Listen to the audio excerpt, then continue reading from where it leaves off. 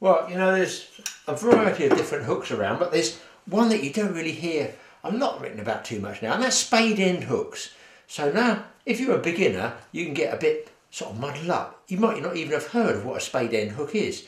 But if you can imagine you've got eyed hooks and you want to use in freshwater catching very big fish on small hooks, and it is possible, you'll find that if you're fishing, let's say, even 5 or 8 pound line, it won't go through the eye of a small hook.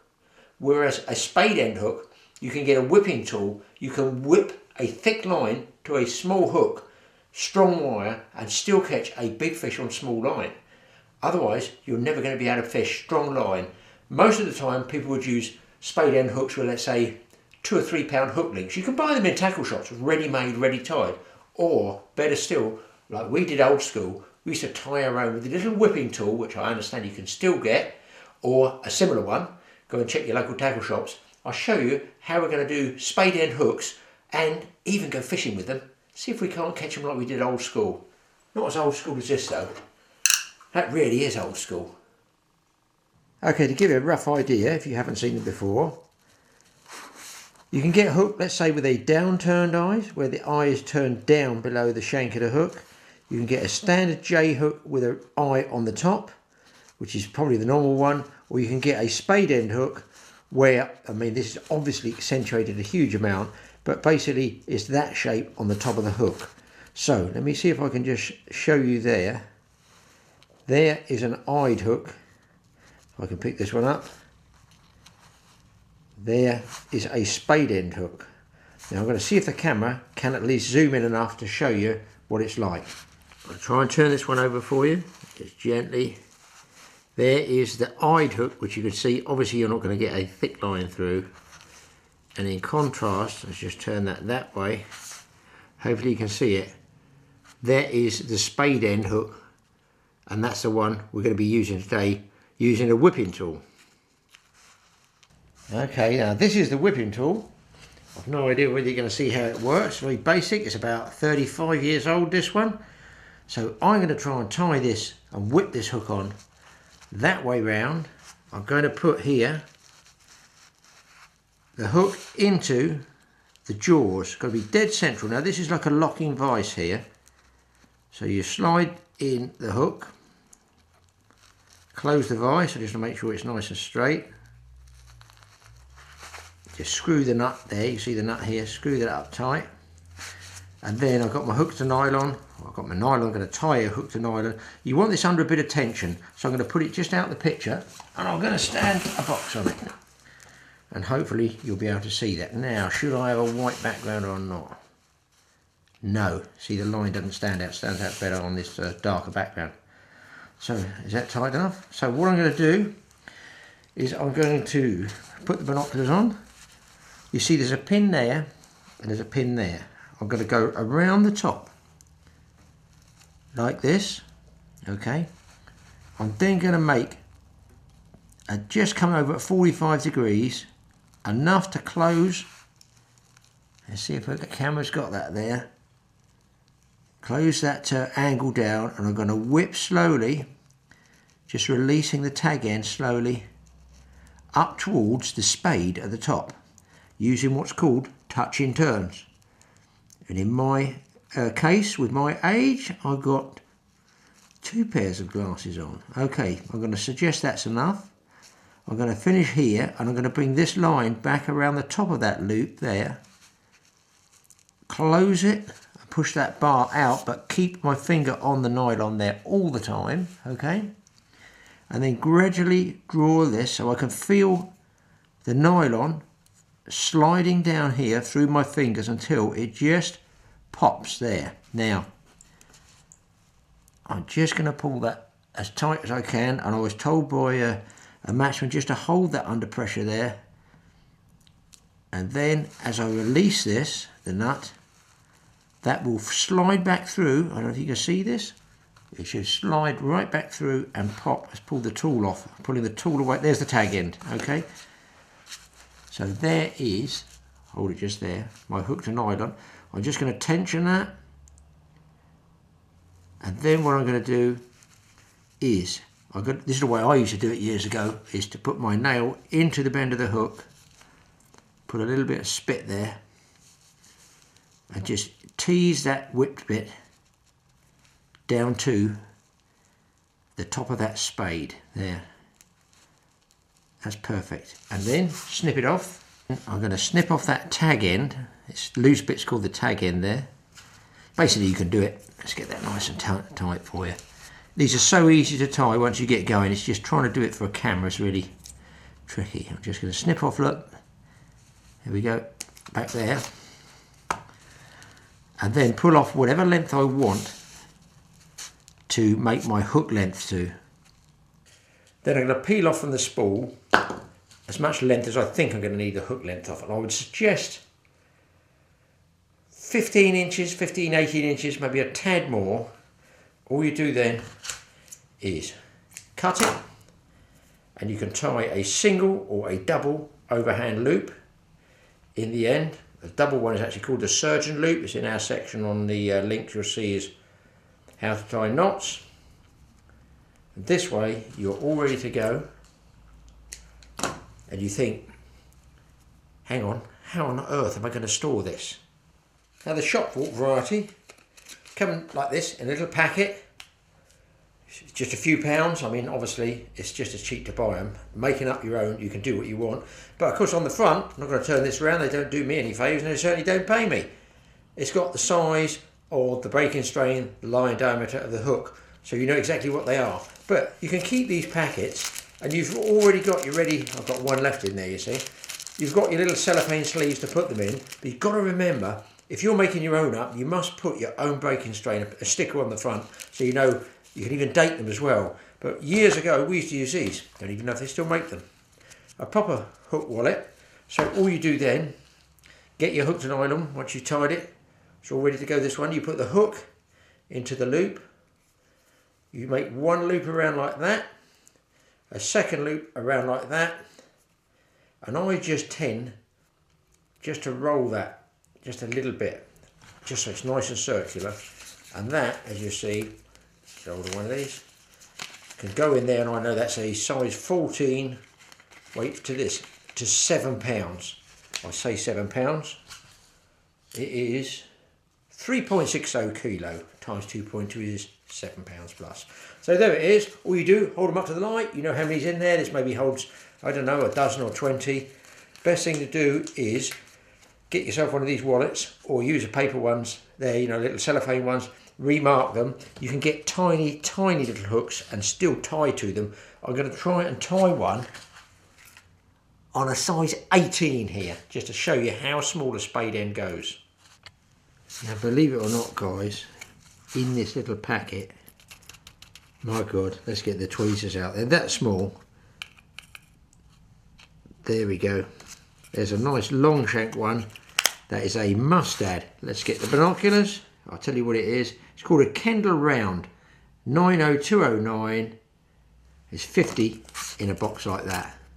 You get a 50 in a big box, so you've got loads. You can see how tiny that is. Now if that was, I have to lick my finger to pick it up. If that was an eyed hook, you've got no way of tying that onto anything less than a gnat's hair, I would think. So I'm going to put it in the vise and see if I can't whip one up for you. Move that one out of the way.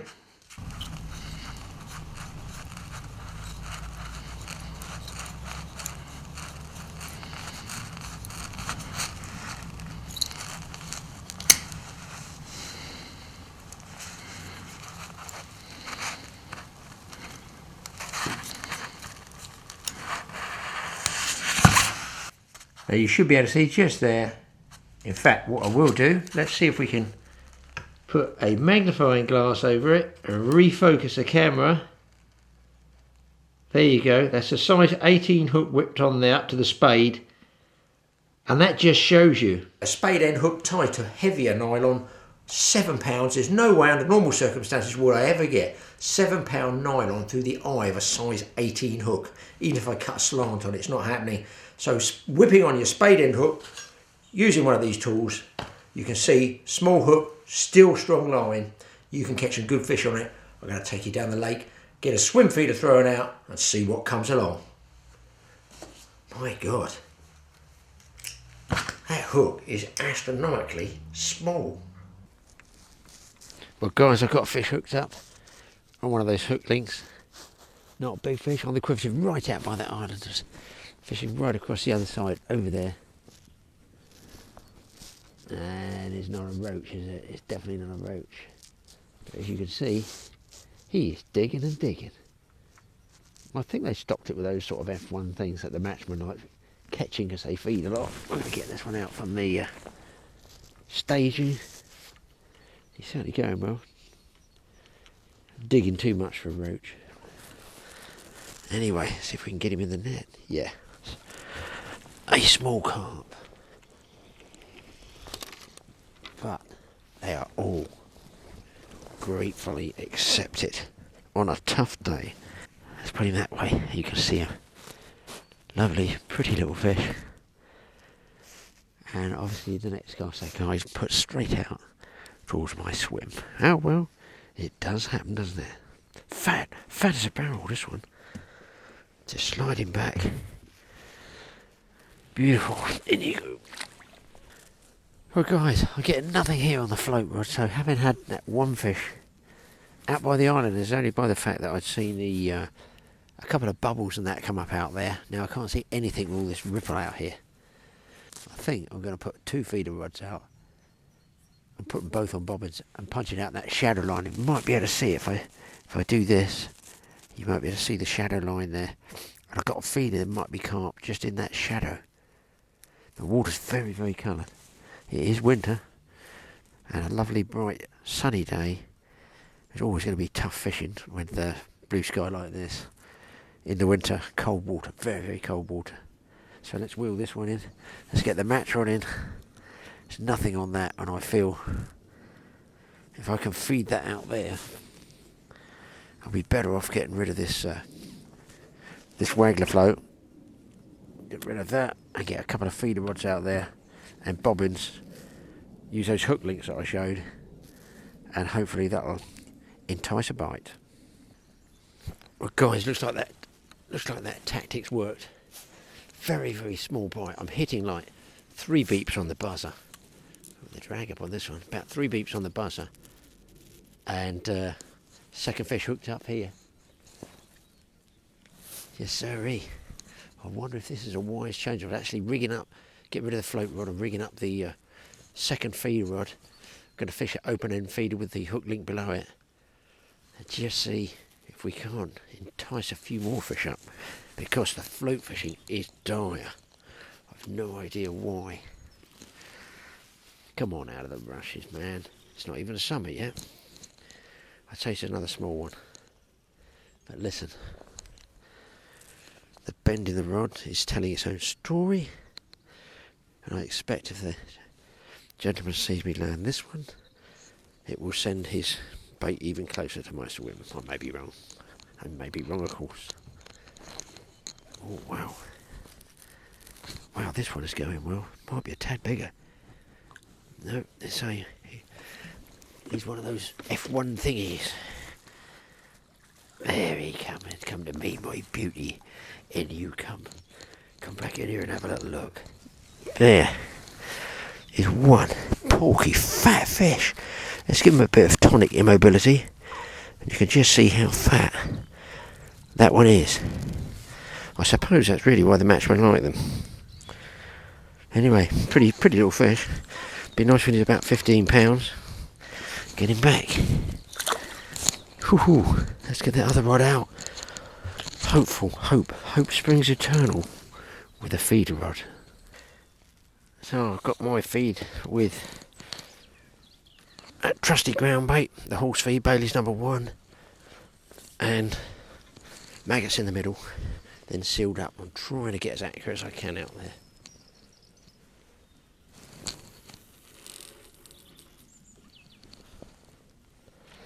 Sink the line, but I'm pointing straight at the swim, so I've got to let it tighten up first to settle.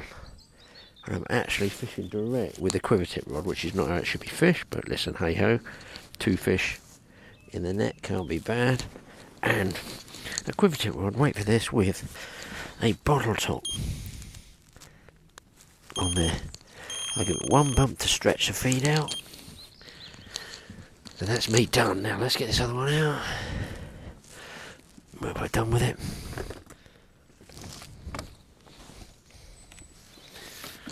This was a little bit bigger opening feeder there, you can see. Quite a chunky one. And that's my link down to just there, 3 white maggots. So we'll bounce between the two. If I can get 2 going out there, must increase the chances quite a bit. That's why I always get mixed white and red. And you can change your hooks, can't you? I mean, that last 2 fish are both on red. And when you squeeze the feed, and just make sure here that it does slide up and down. Make sure your drag's done up for casting. And it's a different rod, so I don't want to go up the tree if I can. The most accurate one would be, that's a heavier feeder.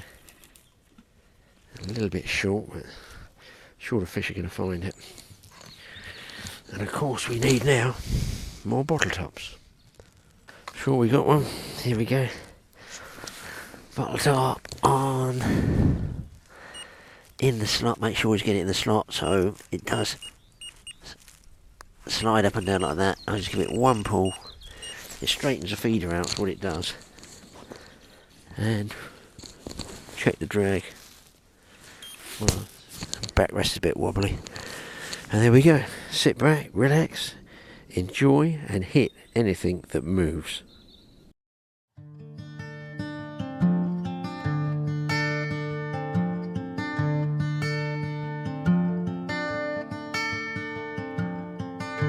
Come you adolescent morning, longest day born anew, a cup of sorrow with the early dew.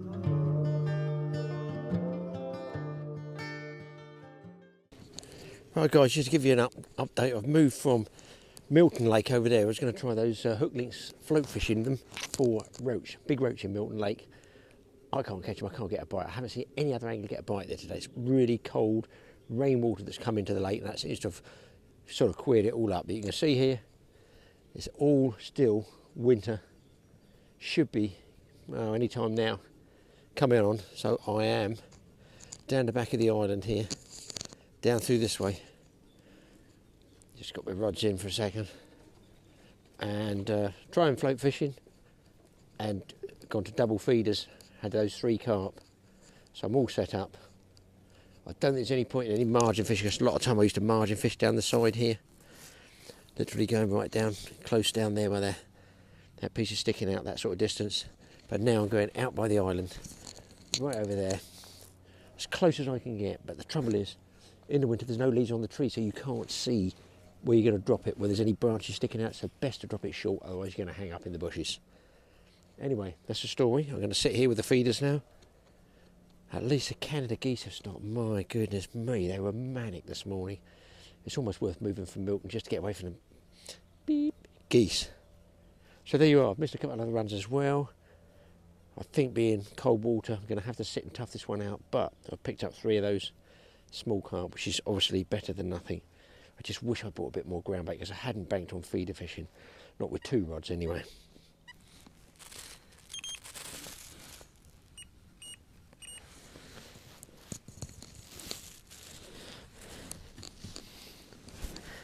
Look at this, guys, you're going to like this one. You're going to see that there. Let's put the camera there. In the shade you can see 2 different coloured lines there. Oh dear. It looks like Graham's topped off. Instead of buying a complete spooler line, I've topped off. Oh God, I'm on. Oh God, oh God. Put the camera in my mouth. As we were speaking. Fish on. And this one feels as though it's a tad bigger, guys. Anyway, it's encouraged the gentleman to cast out again. He's been baiting under his feet. Keep my voice low. See me hook up and out goes the bait straight on the edge of my swim. Oh yeah, bigger fish altogether, bigger fish altogether. Bigger fish altogether, guys. Yeah, I don't know if you're going to see that there. There he comes, there's the feeder. That's better.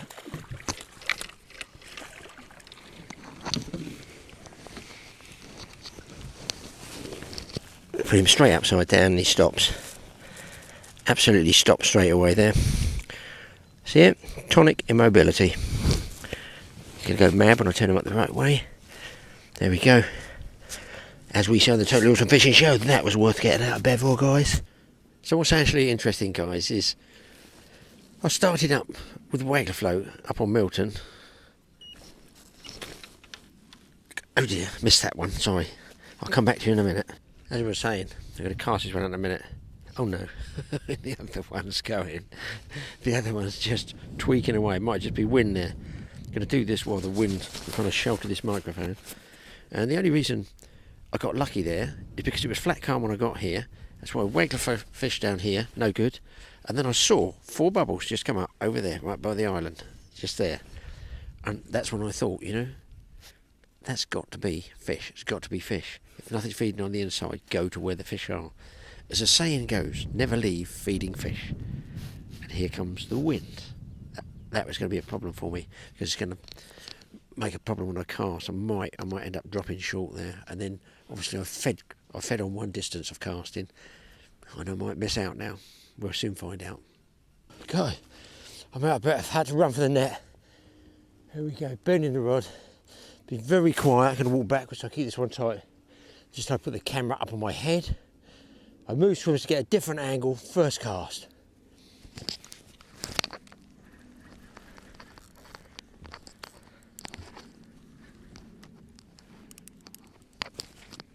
I've lost 3 others. This is not one of those small F1s, I don't think. Just want to get this one out, if I can. Come on, guys. All the other anglers packed up and gone home, so it's obviously been a tough day. I was really worried about my small hooks. I thought those small hooks are nylon.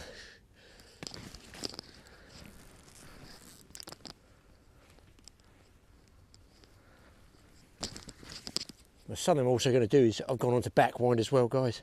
So I've got the drag set lighter and I'm on backwind, and as you can see, the rod's still buckled over. That's also why I'm using the quiver tip rod, just a little bit softer, just a little bit softer in the tip. But you've got to take your time with hook links. They'll get you the bites, but you've got to play the fish out properly. It's not bad fish, this one, I'd say. Bit of side strain. Not a bad fish. Playing it one-handed and filming with the other. A good chance it's going to ping off. I think I'm going to put this camera down here, guys. That should be about right there. I've got a bit of lead here to play with. Oh, I'm backwinding, man. That's it. We should be okay. We should be set. We've even got the net. It's a bit of a surprise for me even. I just moved my gear from one swim to another. I kept walking around and I was pulling all this from some guy had like a 2-ounce carp lead. It was up the tree. There must have been 60 yards of about 18-pound line there. I couldn't break it. It was wrapped around my Helly Hansen jacket here. And the shock leader, I couldn't break it. It was, I want to say 60 pounds braid. What's the point? It's a small lake. I've no idea what this fish is, come on. Just want to see it, want to show it to the guys. Show it to the guys on YouTube. It's very close. If it goes for these stakes, the staging under here, I'm probably going to be stuffed. There's one thing with getting the bites on a tough day. It's another getting them out. Right, as I walked around, I was snapping all this out. I thought, hang on, I can get right in tight there to those the bank edge there, and it obviously must have paid off. Guys, you can check the bend in the rod. I can't do much with it. There's lots of nasty big swirls under the water. In fact, I'm trying to do a bit of down and dirty, which is lay it over to the side. Trying to just turn him over. Oh, big head shake down. He didn't like it. He didn't like it. Doesn't like the down and dirty. Where is he? Come on. Just like to see him. Nearly saw the feeder then. I'm going to have to backwind a bit. Some pretty big head shakes going on down there.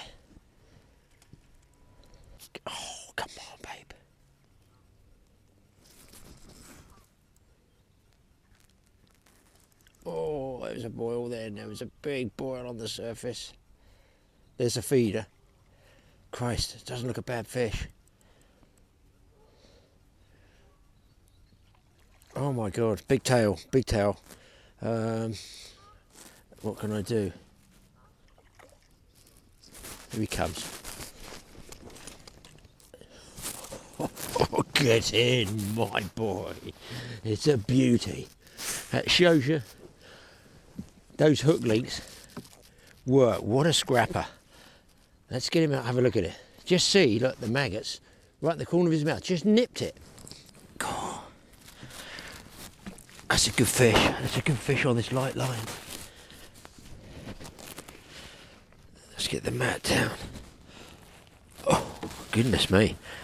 Goodness me, ladies. Obviously being match fish. Look at that tiny hook there. Can't get my finger in it. It's like a 20. Right, hook's out.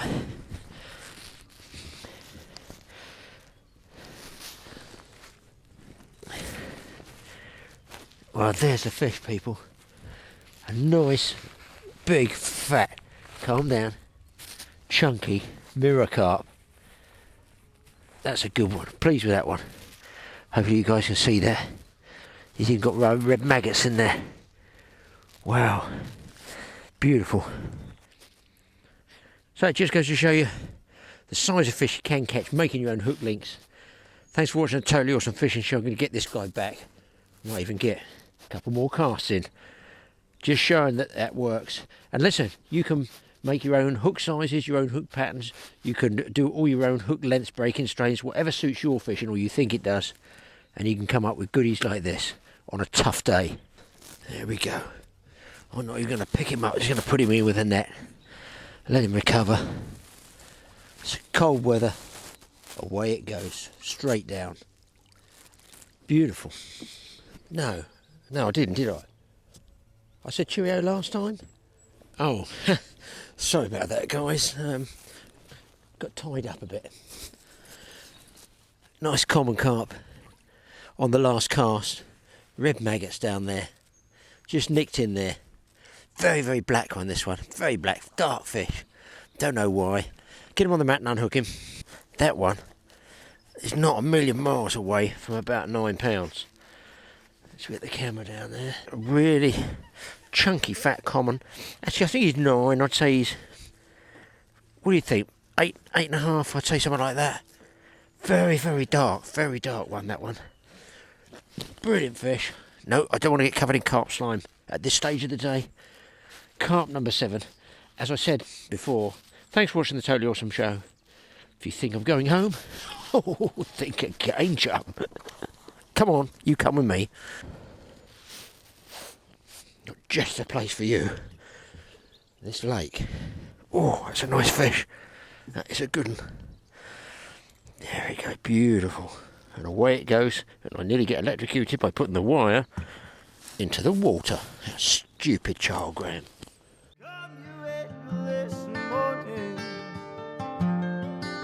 Come and tell me what to do, 'cause I'd do anything for me. You get me up and get me through. Oh, 'cause as the seasons fade, I'll come back someday. It's the sea.